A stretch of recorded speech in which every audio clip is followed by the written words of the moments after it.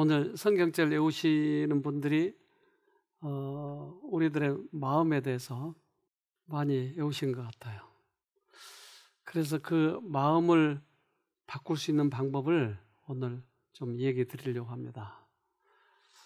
어쩌면 이 한 시간이 우리의 인생의 큰 전환점이 될 수도 있습니다. 우리 안에는 기질이 있어요.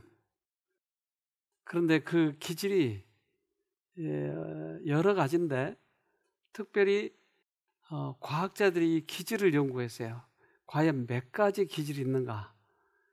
그래서 특별히 이제 세 가지의 기질이 그들이 이제 발견을 했는데요. 주로 이렇습니다.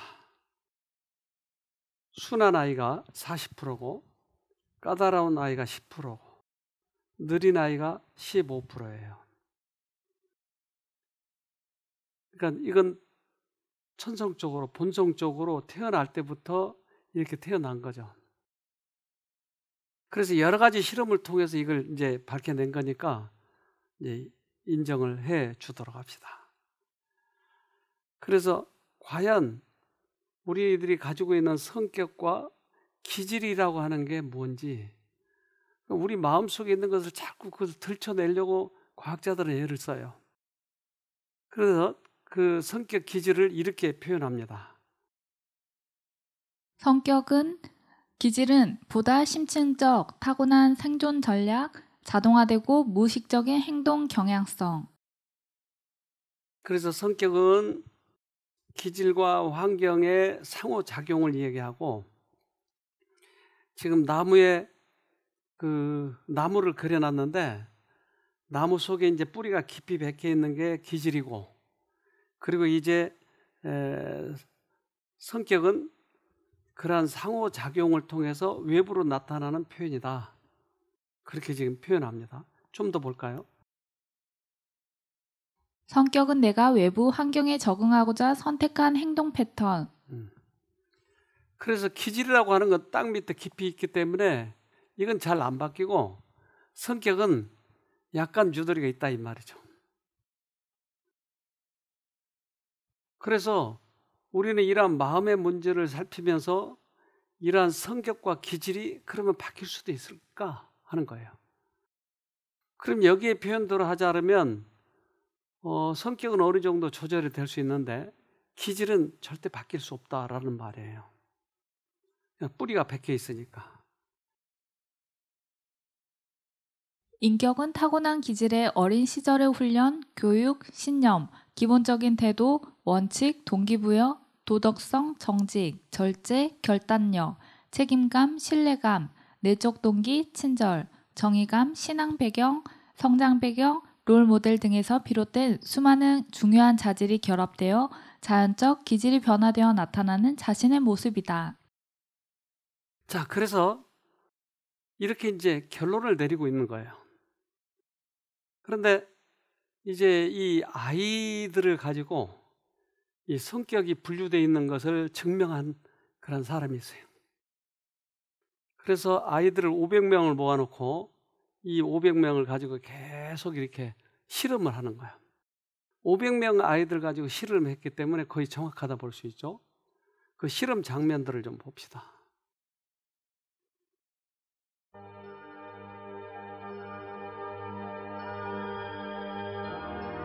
그의 연구 중에서 1989년에 시작된 종단 연구는 특정 기질의 유전성을 보여주는 핵심적인 내용입니다. 1989년에 우리는 태어난 지 16주가 된 유아 500명을 모집하였습니다. 각각의 아이들을 실험실로 오게 한 후에 우리는 낯선 환경을 만들어 주었습니다. 예를 들면 형형색색의 장난감을 아이들의 얼굴 앞에서 흔드는 거죠. 기질이란 사람들이 지닌 성향의 근간이 되는 것입니다. 당신의 유전자에 의해 형성이 되는 것이죠. 때문에 낮은 반응을 보인 아이들이 높은 반응을 보인 아이들에 비해 보다 사회적이 될 수 있는 것입니다. 또한 보다 쉽게 위험을 감수하고 보다 쉽게 대담해질 수 있습니다. 높은 반응을 보인 아이들이 대담성을 배울 수 없다는 뜻은 아니지만 타고나는 기질로 인해 조금 더 어려울 수 있다는 것입니다. 그래서 그 아이들을 놓고 풍선을 터뜨려보고 또는 어떤 형형색색의 그런 물건들을 왔다 갔다 해보고 또 알코올을 갖다 코에다 갖다 대보고 그들이 반응을 어떻게 하나 이렇게 보는 거예요. 그런데 이 반응에 민감한 아이들이 짜증을 내고 자꾸 성질을 내고 그런데 이 아이들을 추적해 본 결과 커서도 똑같더라 하는 거예요. 그런데 어떤 아이들은 알코올을 대거나 풍선을 터뜨리거나 해도 잠잠해 있는 거예요. 심지어 아이들을 머리를 감기는데도 울지도 않는 거예요. 근데 이 아이들을 추적해 보니까 커서도 그런 부분에 민감하지 않고 성질도 잘 안 되고 잘 살아가더라. 그러니 우리들의 기질, 본성 이거는 변하지 않고 그저 사회에 적응해 갈 뿐이지 이 기질은 바뀌지 않는다라고 하는 거예요. 여러분 맞아요? 틀려요? 이제 두 가지 대답이 다 나왔습니다. 자, 그래서 만약에 우리가 기질이 바뀌지 않는다면 사실 신앙도 크게 의미가 없어요. 그렇잖아요. 우리들의 품성이 바뀌어야 되는데. 그러니까 이제 과학자들이 계속 이것을 연구해가지고 발표하기 때문에 우리가 이것을 잘 판단해야 돼요. 우리는 이 땅에 태어나서 하늘을 가야 되는데 이 땅에 태어나 있는 동안에 아이들의 교육을 시켜서 하늘을 데려가야 되는 거예요. 그러면 교육의 최고의 목적은 뭘까요? 우리가 아이들 교육시키잖아요. 교육의 최고의 목적. 서울대학. 그게 아니고 아이들의 품성을 교육하는 거예요. 참 교육의 목적은 마음속에 하나님의 형상을 회복시키는 것이다. 네, 이게 참 교육의 목적이에요. 그래서 때때로 유전적으로 또 환경적으로 아이들이 그런 성격이 잘못 형성돼 있다 할지라도 부모의 교육에 따라서 많이 바뀌는 거예요. 그래서 과학자들은 이렇게 얘기해요. 유전적인 것이 50%고 환경적인 것이 50%다. 그래서 50대 50이라고 얘기를 하는 거예요. 근데 우리는 이제 어떻게 이러한 환경과 또 유전적으로 잘못 태어난 것들을 어떻게 우리는 그럼 바꿔가야 될 것인가? 우리도 마찬가지고 우리 자녀들의 교육도 그렇습니다. 인생의 최대의 사업은 품성을 건설하는 일이며 하나님을 아는 것이 모든 참 교육의 기초가 된다. 하나님을 아는 지식을 나누어주고 그것과 일치하는 품성을 형성시키는 일이 교사의 사업의 목적이 되어야 한다. 네. 그래서 이 사업의 목적을 잊어버렸기 때문에 이 사회가 엉망진창이 되는 거예요. 오히려 정직하게 살려고 하는 사람들이 천대를 받고 있는 거예요. 그러면 우리들의 자녀들은 이 사업에서 즉 이 세상에서만 잘 되게 한다면 그들의 미래는 없는 거예요. 그런데 우리는 이 사회에서도 물론 잘 돼야 되겠지만 더 중요한 것은 하늘에 가야 된다고 하는 거예요. 아이들에게 있어서 이건 참 중요합니다. 저는 이 사업을 꽤 오래 했기 때문에 이제 부모 학생 프로그램을 자주 하잖아요. 근데 부모들이 왜 부모 학생 프로그램을 해야 되냐면 학생만 보내려고 하는 사람들이 많아요. 그러면 반백기의 교육이 안 되는 거예요. 근데 부모와 학생이 같이 이 일을 서로 협조할 때 아이가 많이 바뀌는 거예요. 그래서 나중에 나갈 때 아이들에게 소감을 얘기하라 그러면 우리 엄마가 바뀌었어요. 이제 초등학교 1, 2학년밖에 안 된 아이들이 그렇게 얘기하는 거예요. 우리 엄마가 맨날 나를 때리고 강제로 했는데 엄마가 바뀌었어요. 그런 얘기를 하는 거예요. 엄마가 울기도 하고. 그래서 교육의 목적은 하늘의 품성을 만들어주는 거예요. 이거 정말 잘 생각해 봐야 됩니다. 교육은 심령을 소생시키고 품성을 변화시키며 영혼 안에 하나님의 형상을 회복시킬 것이다. 교육의 힘은 대적 마귀의 기만적인 속삭임에 대항하도록 정신을 강화시키고 우리에게 하나님의 음성을 알아듣게 할 것이다. 중요한 말을 하네요. 네. 우리들의 심령을 새로이 소생시키고, 그리고 마귀를 어떻게 대적할 것인지 이런 것을 알게 하자.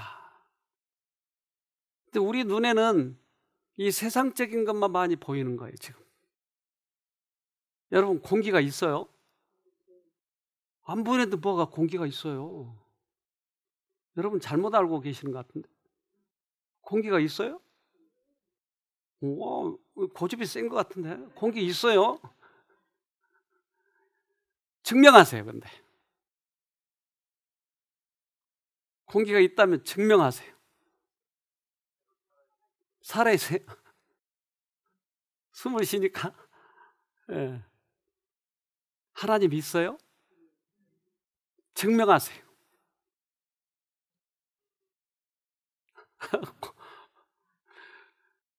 하나님이 계신 것을 여러분이 증명할 수 있는 방법이 있어요? 뭘로요? 맞아요. 품성이 변화요. 이건 다른 어떤 걸로도 못해요.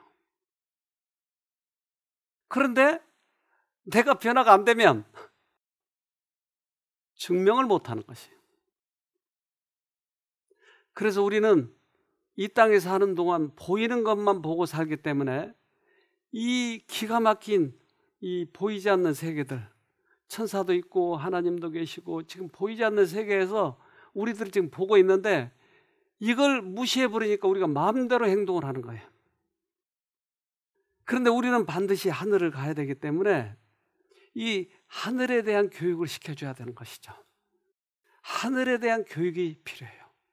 아이들에게도 있어서 그렇고 우리들에게도 그렇습니다. 하늘을 무시하고 사는 것이에요, 그동안에. 가장 결정적인 그 문제를 아이들을 교육을 시키지 않으니까 사실 이 사회가 이렇게 돼버리고 말았어요. 이건 우리 기성세대들의 잘못이 많아요.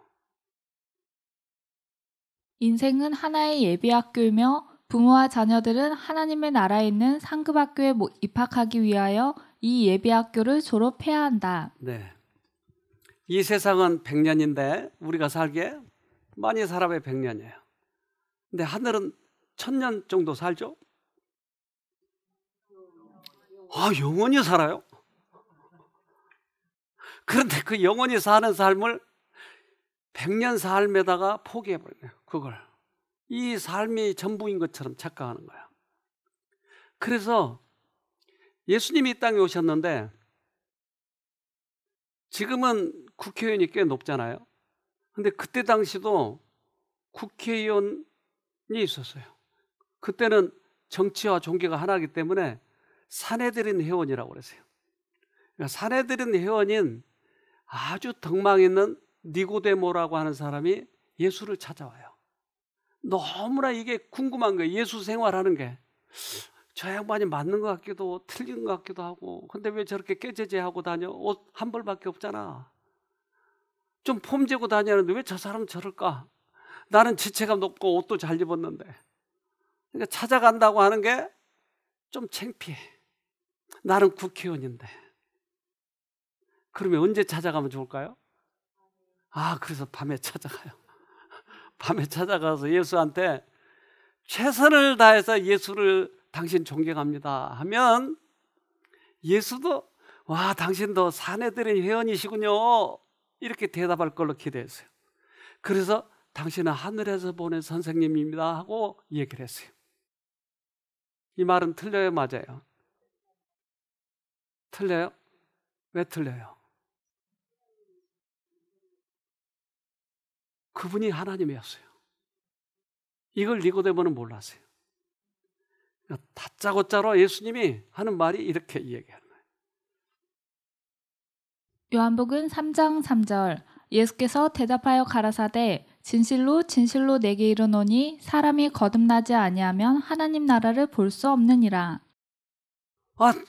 예수를 존경해 줬는데 돌아오는 소리는 거듭나야 된다. 근데 착한 사람이, 선한 일 많이 한 사람은 하늘나라 갈 수 있다고 했으면 니고데모가 놀라지 않았을 거예요. 그래, 나같이 선한 일을 많이 했는데 거듭나야 된다고? 나 이미 거듭난 것 같은데. 그것은 이방 종교에서 이 하나님 믿는 종교로 바꾸는 것을 거듭남이라고 했는데 난 이미 하나님 믿고 있는데. 그래서 예수님이 이걸 설명을 해주는 거예요. 여러분, 우리가 성격을 바뀔 수 있는 가장 성경에서 잘 설명되어 있는 부분이 이 부분이에요. 이 부분을 잘 읽어보면 내가 어떻게 바뀔지를 알게 되는 것이에요. 거듭난, 이것이 하늘나라 갈 수 있다고 하는 거예요. 그러니까 도덕적으로 착하게 태어난 사람도 그렇지 않는 사람도 모두 다 거듭나야 된다고 하는 거예요. 여러분, 이것을 잘 이해해야 돼. 나는 비교적 착한 일 많이 했어, 성경 오래 믿었어, 이런 것 가지고 하늘 못 간다 이 말이에요. 거듭나야 된다고 하는 거야. 근데 어떻게 그럼 거듭나지?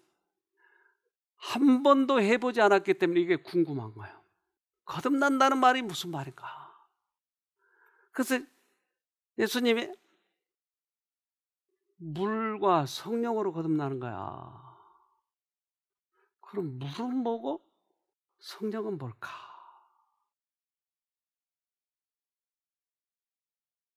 요한복음 3장 5절 예수께서 대답하시되 진실로 진실로 내게 이르노니 사람이 물과 성령으로 나지 아니하면 하나님 나라에 들어갈 수 없느니라.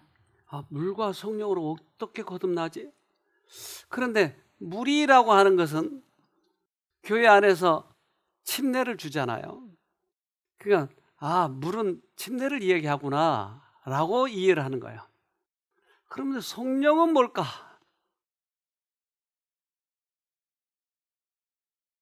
그는 엄한 바리새인이었고 자기의 선한 행위를 자만하는 마음을 가지고 있었다.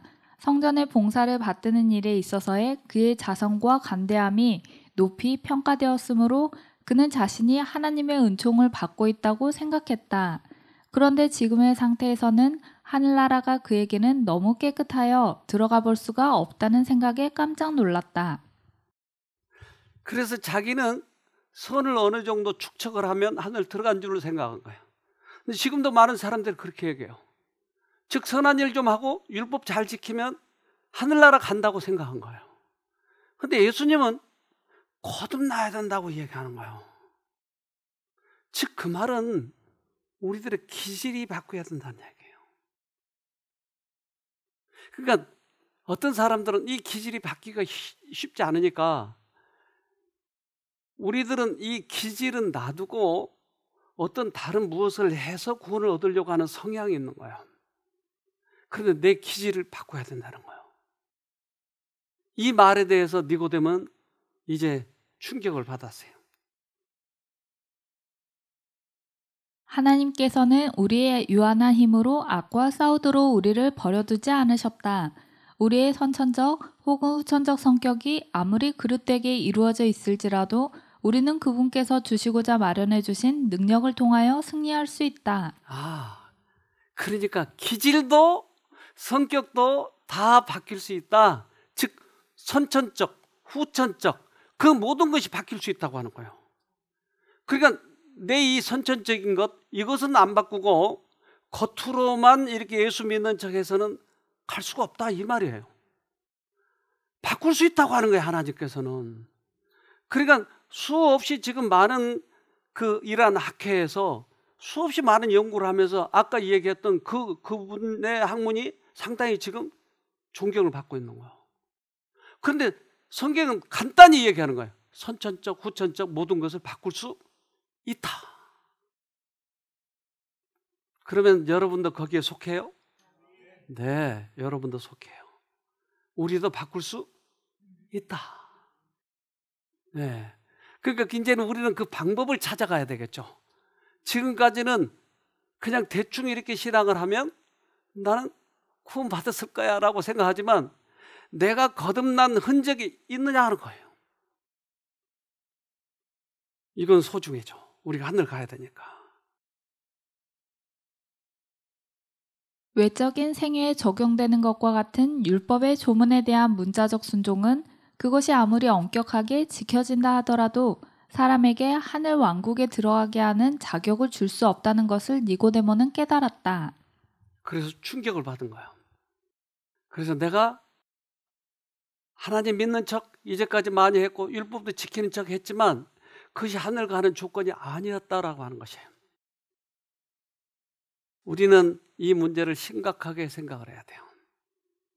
예수님이 이 땅에 오신 이유는 바로 이 문제를 해결하시기 위해서 이 땅에 오셨어요. 그래서 니고데모에게 이 예수님에 대해서 그들은 구약을 잘 알잖아요. 그래서 이스라엘 랍비들과 미국의 신학자들과 게임을 붙였어요. 누가 이 성경을 많이 알고 있나. 그런데 랍비들한테 1시간 만에 깨져버렸어요. 미국 신학자들이. 이런 정도로 굉장히 많이 알고 있어요. 랍비들이. 근데 이 랍비 중에서도 대표적인 랍비다 이 말이에요. 근데 이 랍비가 정신을 못 차린 거예요. 자기가 알고 있는 것과 전혀 다른 거예요. 근데 예수님이 너 성령 잘 모르겠어? 그 성령이 어떻게 나를 바꿔요? 제가 오늘은 마술을 좀 하려고 합니다. 움직인 거 보세요. 기가 막힌 마술 아니에요? 또 보여줄까요? 어떻게 얘가 움직여요? 네? 바람? 봤어요, 바람?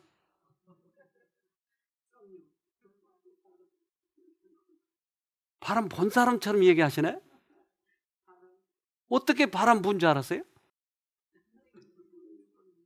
움직이는 걸 보고. 그러니까 바람이라고 하는 게 있는데 우리 눈에는 안 보이는 거예요. 근데 이 바람이 지나가면 나무가 뿌리채 뽑혀버리는 거예요. 바람이 지나가면 큰 건물이 무너져 버린 거예요. 예수님이 갑자기 이 바람에 대해서 이야기하는 거예요. 우리 바람이 어떤 일을 하는지 좀 봅시다. 바다 위에서 배가 바람과 같은 방향으로 움직인다면 훨씬 더 쉽고 빠르게 이동할 수 있겠죠? 사람들은 항해할 때 이렇게 바람을 적극적으로 이용하기 위해서 배에 돛을 달기 시작했는데요. 바람을 최대한 많이 받는 게 유리하니 면적이 넓은 사각돛을 달았습니다. 하지만 바람의 방향이 수시로 바뀌다 보니 사각돛을 단 배는 가다 서다를 반복할 수밖에 없었죠. 이런 한계를 극복하기 위해 만들어진 것이 바로 삼각돛인데요.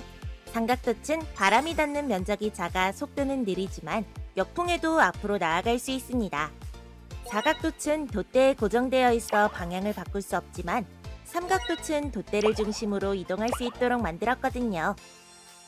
역풍이 불어오면 삼각돛은 45도 각도로 지그재그를 그리며 앞으로 나아갈 수 있습니다. 삼각돛 전후의 압력 차이로 발생하는 힘을 이용하는 건데요.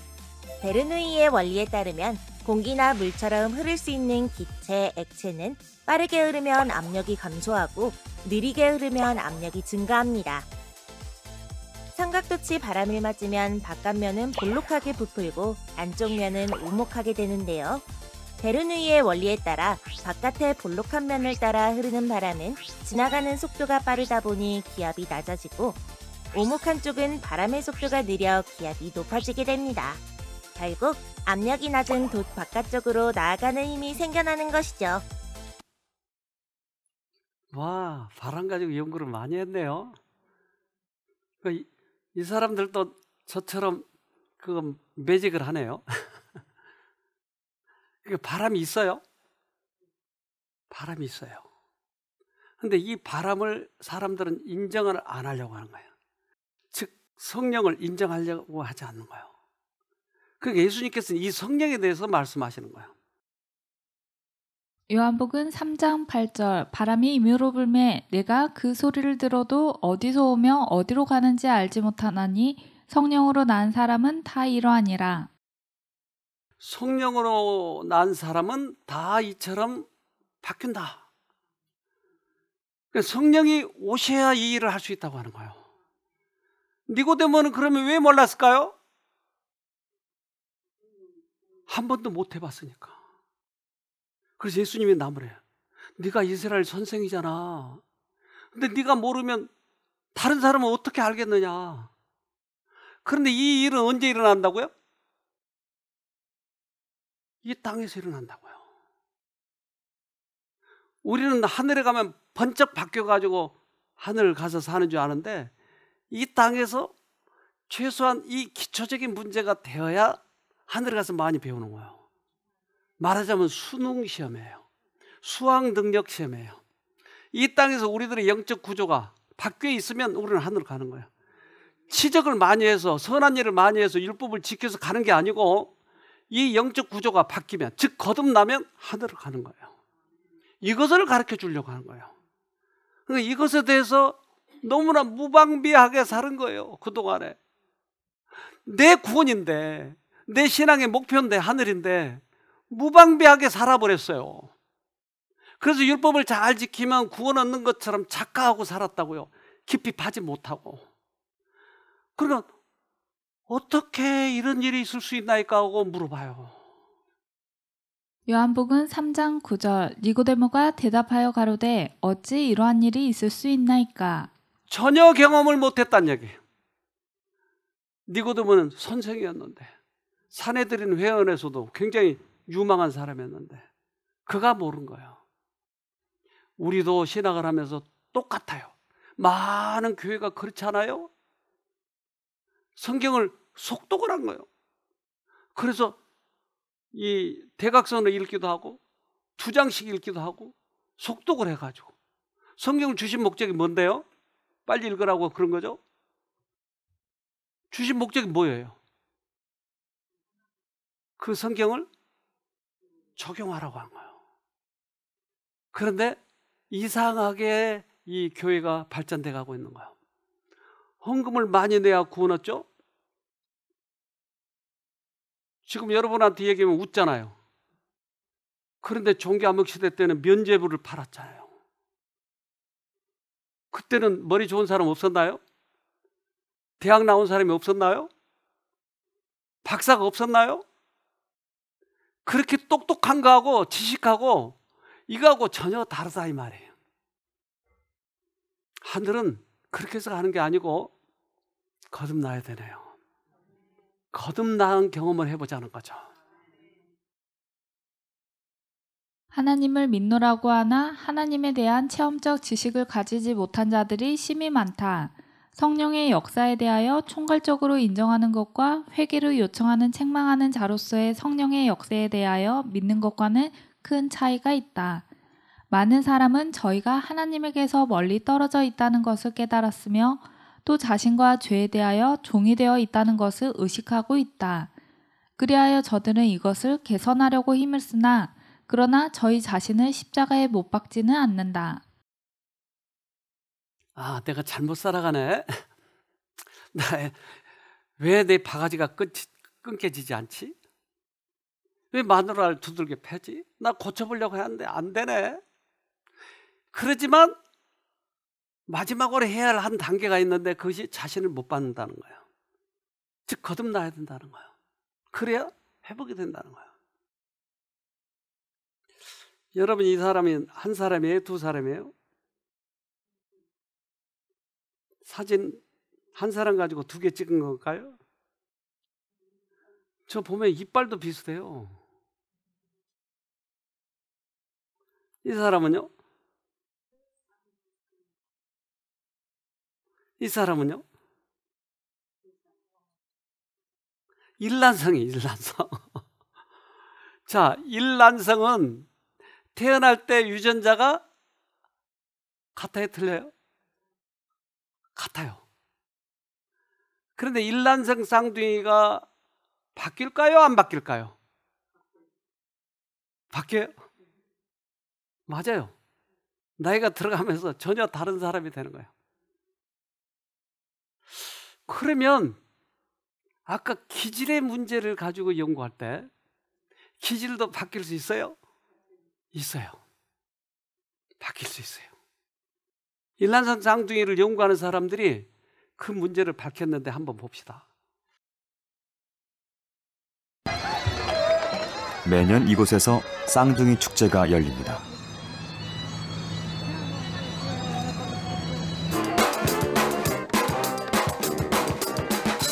유럽에서 가장 큰 규모로 전 세계에서 2,000명 이상의 쌍둥이가 참여합니다. 일란성 쌍둥이는 외모, 성격뿐 아니라 질병까지도 닮아 있습니다. 복제한 듯 모든 것이 똑같은 일란성 쌍둥이는 어떻게 생기는 걸까요? 난자와 정자가 수정된 후 며칠이 지나면서 똑같은 두 개의 배반포로 나눠집니다. 똑같은 염색체 쌍과 유전자 배열을 가진 채 갈라지는 겁니다.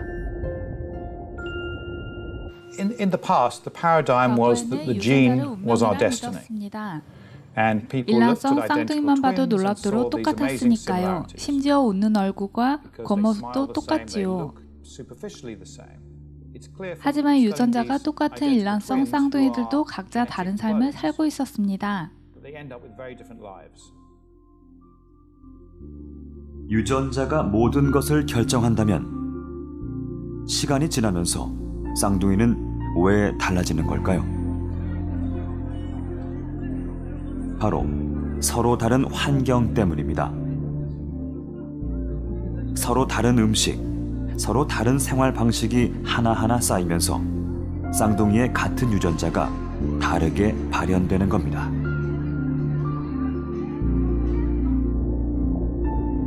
이것을 후성 유전체라고 합니다. DNA는 히스톤이라는 단백질 조각에 감겨 있습니다.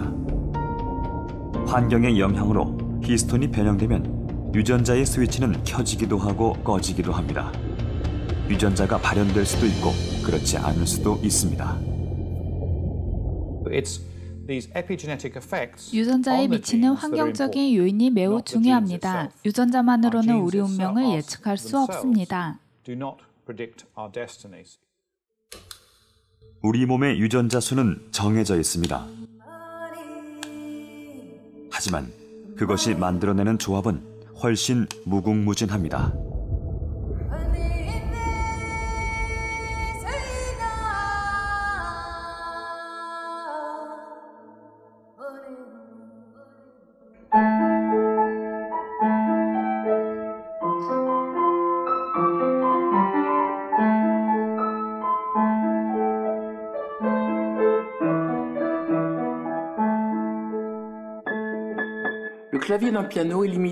피아노 건반은 88개로 정해져 있습니다. 하지만 연주하는 사람에 따라 전혀 다른 소리를 만들어내죠.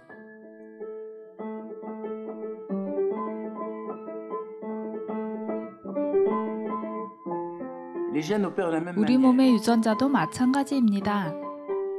우리가 살아가는 방식에 따라 유전자의 스위치는 켜지기도 꺼지기도 합니다.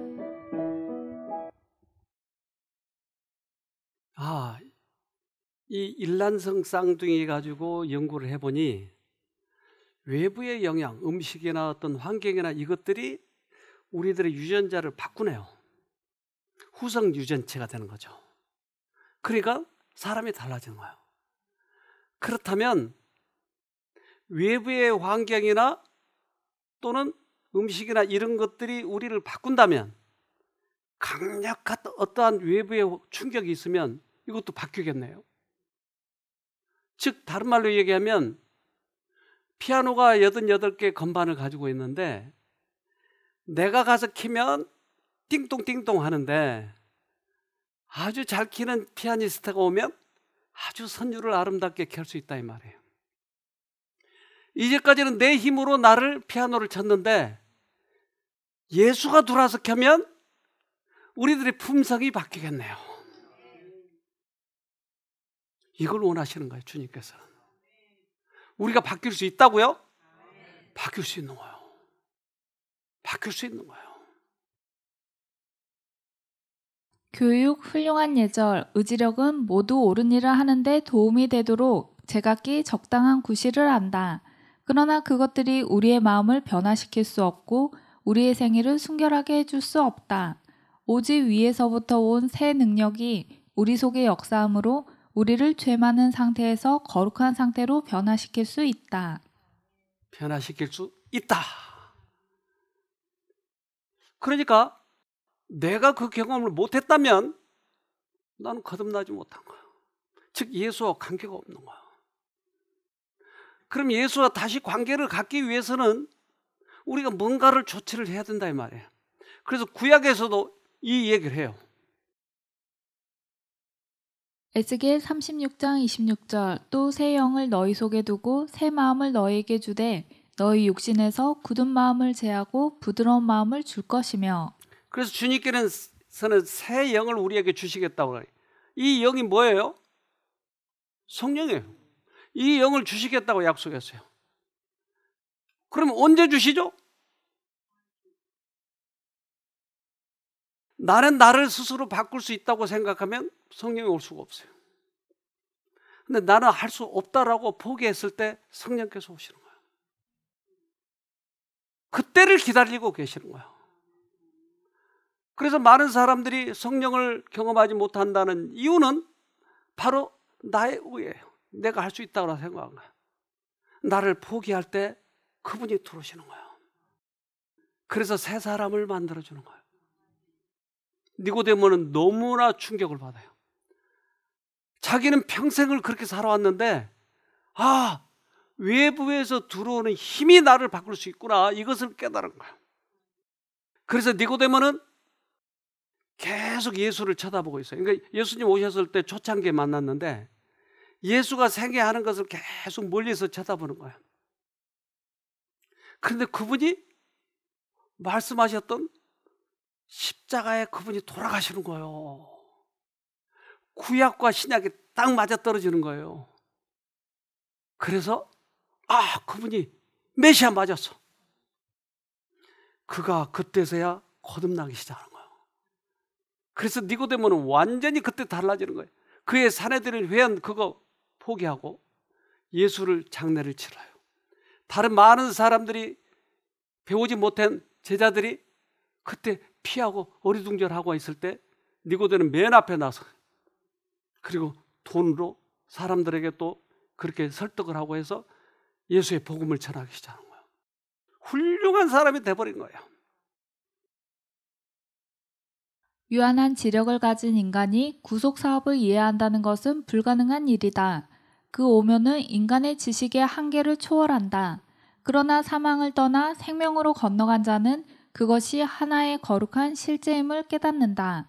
우리가 이곳 지상에서 개인적인 경험을 통하여 구속의 시작을 알 수 있을지라도 그 결과는 영원한 세대에 미친다. 그래서 저 밖에 있는 사람이 여기는 따뜻하니까 밖에 있는 사람이 안을 들여다보니까 전부 다 우통을 벗고 있는 거예요. 따뜻한 거 안 입어도. 이해를 못하는 거예요. 근데 여기 들어와보니까 여기가 따뜻하구나. 강을 건너본 사람은 이해를 한다는 거예요. 즉 거듭난 경험을 해본 사람은 이게 확실한 사실이라고 하는 거예요. 그러니까 그걸 경험해보지 않으니까, 자기 포기를 해보지 않으니까 내가 어떻게 거듭나? 나 정말 해보고 싶은데, 하늘 가고 싶은데. 니고데모의 경험을 해야 된다고 하는 거예요. 우리가 바뀌어야 된다는 거예요. 많은 사람들이 여기 와서 치료가 되잖아요. 암 환자들이 치료되잖아요. 그러면 내가 하지 않았는데 암이 치료됐잖아요. 그럼 누가 하는 거예요, 이거? 성령이 하시는 거예요. 그런데도 못 믿는 거예요. 성령이 나를 고치셨는데도 성령을 의지하지 않는 거예요. 자기 힘으로 하려고 하는 거예요. 이것이 무서운 거예요. 예수께서 말씀하시고 계실 때에 어떤 진리의 섬광이 이 관원의 마음을 꿰뚫었다. 성령의 부드럽고 순복하게 하는 감화가 그의 마음을 감동시켰다.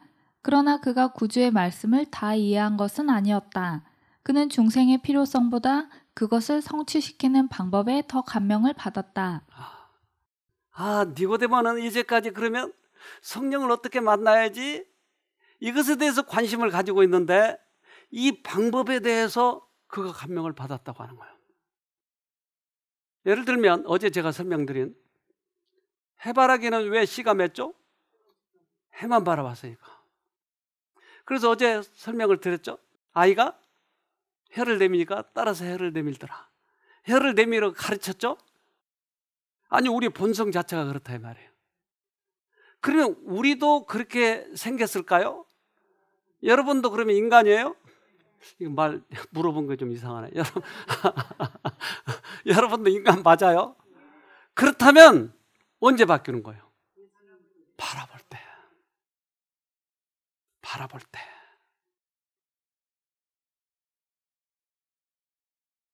꽃이 태양을 향함으로 밝은 햇빛이 꽃의 균정미를 이루게 하는 것처럼 우리도 의로운 해이신 예수께로 향할 때에 하늘의 광선이 우리에게 비치게 되고 우리의 품성은 개발되어 그리스도와 같이 되는 것이다.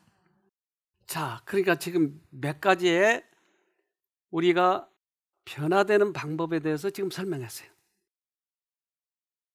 바람이 부는 것처럼 우리에게 오는데 우리는 내 자아가 그 예수님의 능력보다도 내 자아를 높이 하고 있을 때, 포기하지 않을 때 예수님이 안 오신다. 내가 할 수 없다고 내려놓았을 때 예수님이 오신다. 또 하나는 바라보니까 예수님이 오시더라. 나를 예수님께 드렸을 때 그분이 피아노를 치시더라. 여러분 이것들을 그러니까 우리 생애에 적용해 보자고 하는 거예요. 근데 특별히 예수님을 가장 많이 닮은 제자가 있었나요? 요한이 엉망진창인 사람이 예수님을 가장 많이 닮은 거예요. 그가 어떻게 닮았을까요? 요한은 우리의 아들이라고 그랬어요. 그러니까 성질 나면 팍 소리 지르고, 여기 그런 사람 있으면 손 드세요. 참지 못하고 지지 않고, 그래서 우리의 아들이라고 그랬어요. 근데 그가 계속 예수님이 하는 생애를 바라본 거예요. 그래서 어렵고 힘든 사람을 도와주고 사마리아 여인도 만나고 죽어가는 사람, 병자들을 고치시고 귀신 들린 자도 고치시고 문둥이도 고치시고, 이것을 계속 예수님의 생애에 대해서 집중하고 있었어요. 그랬더니 요한이 바뀌기 시작하는 거예요. 그는 하나님의 아들의 일상생애에서 권능과 친절, 위엄과 온유, 능력과 인내를 보고 경탄에 마지 않았다. 그는 자기의 분개하기 잘하고 야심하는 성질을 그리스도의 고쳐주시는 능력에 굴복시켰으며 거룩한 사랑을 그의 마음속에서 품성의 변화를 이룩해냈다. 그래서 예수의 생애를 집중해서 바라보니까 자기가 바뀌어 있어요. 우리가 깡으로 나를 바뀌려고 그러면 절대 되지 않아요. 그러니까 예수를 집중적으로, 아무리 누가 건드려도 예수만 바라보는 거예요. 여러분 마누라 바가지 긁을 때는 어떻게 해야 돼요?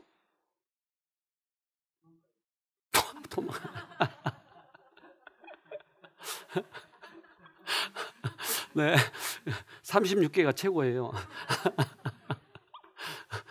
또 다른 답. 바라봐야죠. 마누라 얼굴 쳐다보라고요?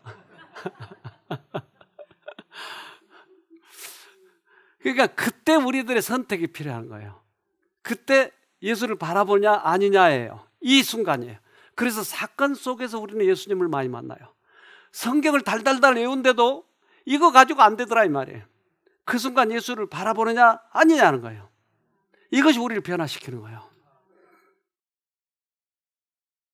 그가 하나님의 아들 예수의 일상생애 가운데 나타난 능력과 인내, 권능과 애정, 위엄과 겸손을 보았을 때에 그의 마음은 찬탄과 사랑으로 충만하게 되었다.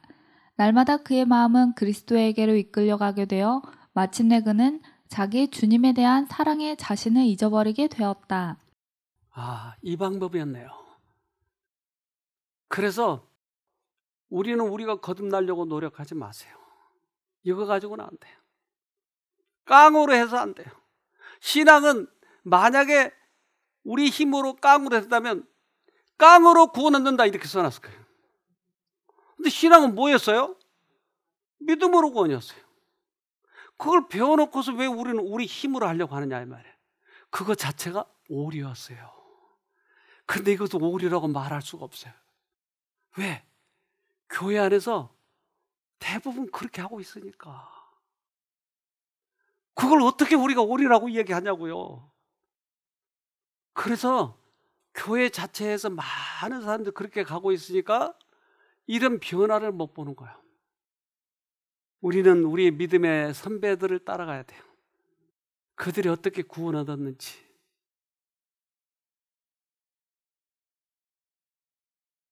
요한은 예수와 같이 되기를 갈망하였다. 그리고 그리스도의 사랑을 변화시키는 가마 아래서 그는 온유하고 겸손하게 되었다. 자아는 예수 안에 감추어졌다. 우리도 그렇게 좀 살면 좋겠어요. 요한처럼 사랑의 제자 요한. 요한은 요한 1서, 요한 2서 다 썼잖아요. 거기서 제일 많이 나타나는 단어가 뭐예요? 사랑이에요. 사랑하는 자들아 우리가 서로 사랑하자. 사랑. 그는 확실히 예수님을 만났어요. 그의 유전자는 바뀌었어요. 그대의 정신적 구조는 그대의 영적 향상을 위하여 최선의 상태가 되어 있지 않다. 그러나 하나님의 은혜는 그대의 품성에 있는 결함들을 고쳐주고 감화시켜주는 일에 많은 것을 할 수 있고 지금 연약해져서 힘이 필요한 정신의 힘을 완전하게 개발시켜줄 수 있다. 우리를 개발시켜줄 수 있다. 선천적, 후천적 모든 것을 바꿀 수 있다. 요한이에요. 우리 믿음의 선배예요. 요한이에요. 요한이 이 일을 이뤘어요. 우리 못 이룰 게 뭐가 있어요? 우리도 할 수 있다. 사단은 사람이 가졌던 하나님의 형상을 저하시키는 일에 성공한 것을 심히 기뻐하고 있었다. 그때 예수님께서 조물주의 형상을 사람에게 회복시키려고 오셨다. 죄로 말미암아 파괴된 품성을 다시 새롭게 형성하실 수 있는 분은 오직 그리스도밖에 없었다. 그는 사람의 의지를 지배해온 악마들을 쫓아내시려고 오셨다. 예수가 오신 목적이 이거네요. 그러니까 우리의 마음을 바꿀 수 있는 분은 유일하게 예수밖에 없는 것이에요. 그래서 예수를 믿는 거예요. 우리 스스로 바꿀 수 있다면 예수 안 믿어도 된다니까요. 그냥 하늘 가면 되는 거예요. 바꿔가지고. 여기 얼마 전에 한 청년이 왔는데 24살인가 먹었던 청년이. 얘는 한국계 미국인이에요. 그래서 한국말을 잘 못해요. 근데 그 엄마가 몇 년 전에 여기 오셨다 가셨어요. 그 엄마가 충격을 받았어요. 자기는 어려서부터 신학을 했는데 이 경험을 한 번도 못했다는 거예요. 그래서 집으로 돌아가가지고 여기서 배웠던 것을 계속 실천하는 거예요. 아들이 보니까 엄마가 달라졌어요. 맨날 아들하고 싸우고 했는데 엄마가 달라진 거예요. 남편도 달라진 거예요. 여러분 남편이 보기 싫으면 누가 먼저 바뀌어야 돼요? 다시 한번. 남편 바꾸고 싶으면 어떻게 하라고요? 내가 먼저 바뀌면 되는 거예요. 근데 우리는 남편을 바꾸려고 하니까 이게 잘 안 되는 거예요. 내가 먼저 바뀌면 되는 거예요. 그래서 이 엄마가 가서 바뀌니까 남편도 아이도 이것에 대해서 감동을 받는 거예요. 이 엄마예요 지금. 이 엄마가 자녀들이 있는데 그중에 아들이 여기로 왔어요. 그래서 어떻게 왔어? 물어봤어요. 그가 대답했어요. My mother came here 4 years ago, and my mom really liked this place, and she was really blessed. And throughout the 4 years, I've seen her change a lot. When I was in high school, before I came here, I used to fight with my mom a lot. but ever since college, I've seen her change so much. So then I came out to Korea after graduating college. So because my mom wanted and because I saw how much she's changed, I decided to come here. I've only been here for 2 days, but something that I've been really thankful for is just the amount of rest I feel like I've had in just 2 days alone. 왜 왔어요, 얘가? 엄마가 바뀌니까. 여러분 바뀔래요, 안 바뀔래요? 남편 바꾸고 싶으면 내가 바뀌는 거예요. 내가 먼저 예수님을 만나는 거예요. 여러분, 우리 꼭 그래서 같이 하늘에 가도록 하십시다. 기도합시다. 하늘에 계신 아버지, 우리도 니고데모처럼 그런 경험을 하고 싶습니다. 우리 믿음의 선배 요한이 하늘에 갔듯이 우리도 그렇게 가고 싶습니다. 그래서 우리 자아를 포기하고 끝까지 예수님 바라봐서 우리도 승리할 수 있도록 도와주시옵기를 예수님 이름으로 기도합니다. 아멘.